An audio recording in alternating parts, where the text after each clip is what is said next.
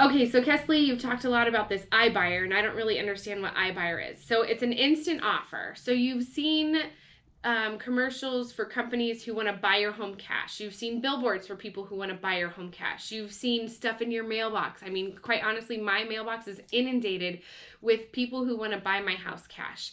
And the longer you've been in your home, the more they want to buy your house cash. And if you're like me, Nick and I just celebrated 15 years in our home, and we get calls and text messages, and all of my family gets calls and text messages. Hey, Kesley, Nick, do you want to sell your home?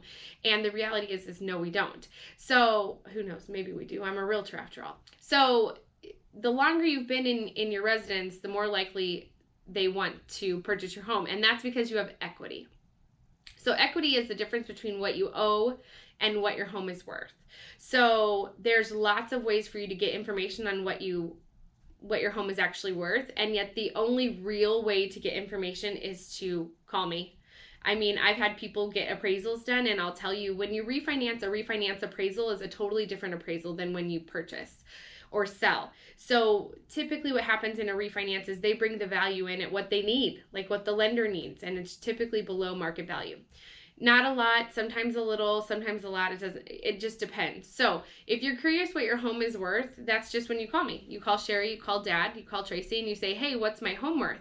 Then typically we want to see it. We want to see what kind of condition it's in, what kind of upgrades or updates you've done, and then we can give you a somewhat realistic idea on what it would sell for.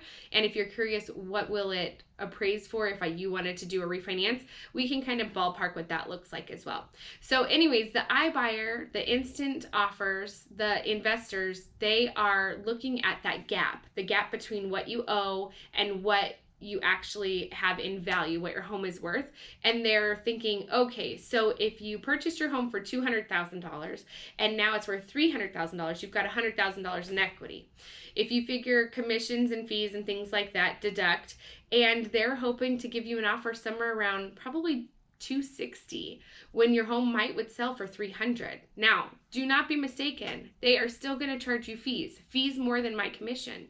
So it's important that you're aware of that. And having me or Sherry or Dad or Tracy on your side to walk you through that process is something that will be very valuable to you and extremely educational at the same time. So call us when you have questions about that. We would love to help.